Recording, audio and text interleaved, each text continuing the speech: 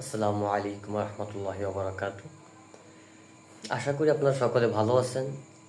তো এই ভিডিওটা কিসের জন্য বানানো এবং কেন বানাচ্ছি, এই বানানোর পিছনে বেশ কিছু কারণ রয়েছে। কারণ হচ্ছে যে আপনারা দেখতে পাচ্ছেন আমার হাতে 2 টাকার একটা কয়েল, 2 টাকার একটা কয়েল, এই পাশে শাপলা আর এই পাশে হচ্ছে আপনার সেই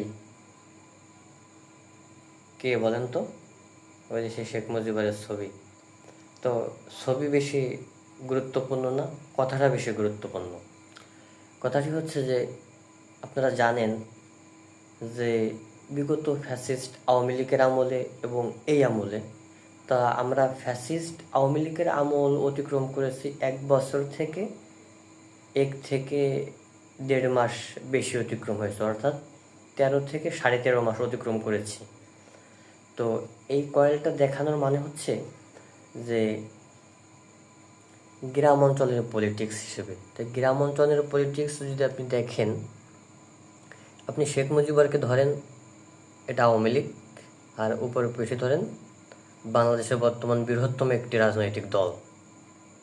তো এই এই পাশের যে সমস্ত লোক বিগত 13 থেকে 14 মাস আগে দেশের গ্রামাঞ্চলের, প্রত্যন্ত গ্রামাঞ্চলের মানুষদেরকে খুবই নির্যাতন, নিপীড়ন এবং হেনস্থা করত,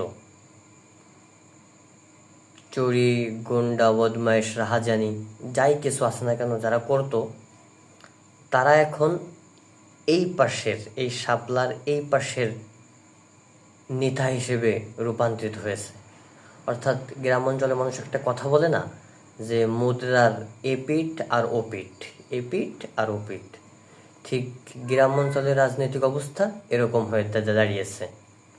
তো এই কথাটা আমি এই জন্য বললাম যে সাধারণ মানুষ আগে যেভাবে নির্যাতিত, নিপীড়িত হতো, ঠিক এখনও ওইভাবে গ্রাম অঞ্চলের, প্রত্যন্ত গ্রাম অঞ্চলের মানুষ ঠিকই ওইভাবে নির্যাতিত, অপমানিত, লাঞ্ছিত হচ্ছে। অর্থাৎ গ্রাম অঞ্চলের মানুষের ভাগ্যের পরিবর্তন ঘটেনি। তো বাংলাদেশের ভবিষ্যৎ রাজনৈতিক নেতৃবৃন্দ যারাই আসবে না কেন, তাদেরকে একটু এই পাশ আর এই পাশের লোকদেরকে একটু পার্থক্য করে রাজনীতি করা শিখাইতে হবে।